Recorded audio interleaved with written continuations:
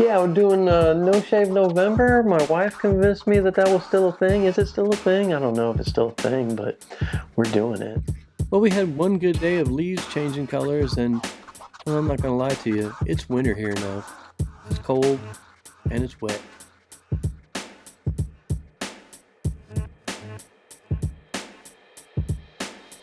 So we had a really long hiatus, and that's mostly it's all my fault. You know, it got a little bit too much for me trying to post every day, so we're gonna tone back a little bit. We're shooting for Monday, Wednesday, and Friday to give me a little more time to do all the things that I have to do to make these things. So yeah, taking it on the chin, it's my fault. So not too long ago, a friend of mine had a cardiac complication, I guess I would say. Not really a heart attack, but for all intents and purposes, it was a heart attack. He turned out fine, but it always makes you stop and think. If it could happen to him, it could happen to me. And I mean, he was younger than I am when it happened, so that's never a great feeling. Both him and I are going to be looking at changing our lifestyles and our eating habits most especially. And that's what I really want to talk about today. And leaning towards that healthier lifestyle, I want to talk about some issues that crop up in the food industry constantly. Terms like a superfood. There is no such thing as a superfood. Foods are high in some nutrients, low in others, and that doesn't make them superfood. Take spinach, for instance. Spinach is really high in iron, but it's hard to get that iron out of spinach because your body can't digest it. So you have to cook it. Would that be spinach's super weakness? And likewise, foods that are deemed unhealthy or bad for you are not necessarily bad for you. We tend to politicize food, and if I have issues with the food and don't like it, then you shouldn't eat it either. Maybe the food isn't bad, maybe your eating habits are. Of course, there are some times when food can be bad for you. If you're lactose intolerant, you've got celiac disease, diabetic. I know when I was diagnosed with diabetes, I had to come to the realization that I never had a cheeseburger in my life. I'd had 3 or 4 cheeseburgers at a time, but never a cheeseburger. But for the most part, food isn't bad. The way we approach food is bad. Really, it was my own overeating and overindulgence that forced my diabetes. If I can cut back and keep my weight down, the diabetes is pretty much in check. We romanticize food a lot. The things you ate when you were a kid still impact your life today as an adult. And sentimentality kind of plays a hand in our eating habits. I myself really enjoy Taco Bell bean burritos. Now, they're not the healthiest thing on the menu. They're not the most exciting menu item, mostly because when I was a kid, every time my mom took me out of school to go to the doctor and get those shots, she would stop and make sure we had Taco Bell for lunch. And those bean burritos take on a different connotation when you're enjoying time with your mom, skipping school, sitting in a park, and enjoying the sunshine. So to me, I mean, the Taco Bell bean burrito is kind of a comfort food. It's kind of a my mom's taking care of me food. For the last 40 years, as far as I can tell, Taco Bell bean burritos have been the exact same. And as long as they stay the same, I'll keep buying them because they'll keep being a comfort food for me. By far, my biggest request on the channel is healthy food, healthy food, healthy food. So we are going to talk about different diets, and we're going to start with vegetarian. For most people, vegetarian means a healthy diet and a healthy lifestyle. There are different levels of vegetarianism. Some vegetarians eat fish and seafood, some eat eggs, some eat dairy, some don't. And then you've got the vegans who are really, really strict on their diet. And we'll be covering some recipes from all of those angles. And we're going to start crunching numbers here on the channel. I'll do the research, I'll give you the numbers, you can save time and just cook.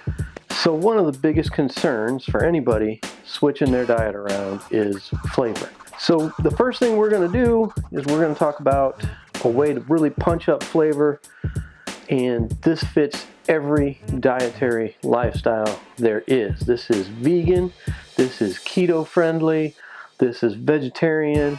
It really works great for carnivores because this stuff really brightens up roasted meat dishes. It brightens up roasted vegetable dishes. Yeah, I can't even express the punch that this will give anything you cook. So today we're gonna make chimichurri. It's something really quick and easy to make, especially if you use a food processor, but I'm gonna use the old knife because not everybody has a food processor, access to a food processor.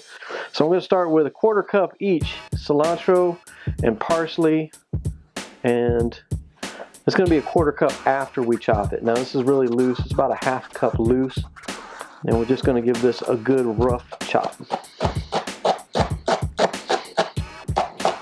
As per usual, watch those fingers, keep them bent out of the way of the knife.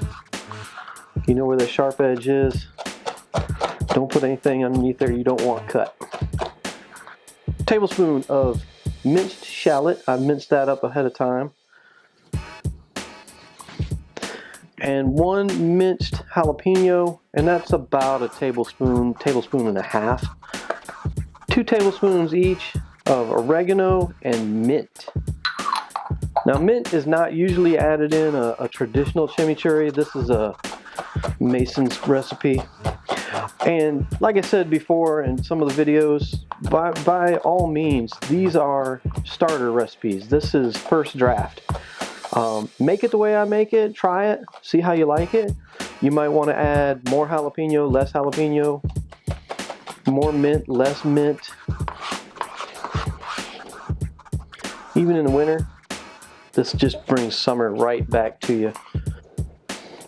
Now we rough chopped everything else, but we're gonna grate this garlic and make sure it's really, really fine because, well, it's raw garlic. It's really powerful.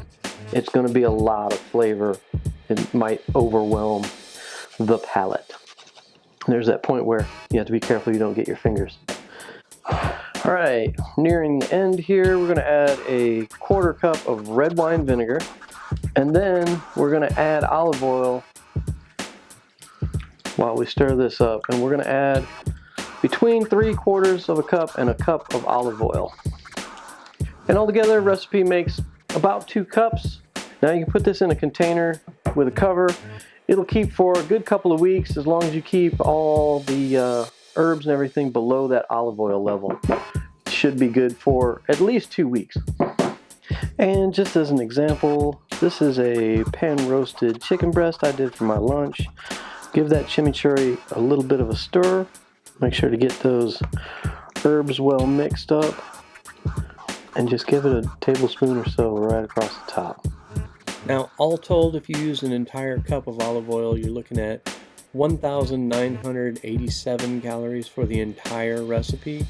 215 grams of fat.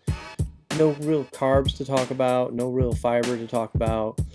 Just a little bit of calories and fat.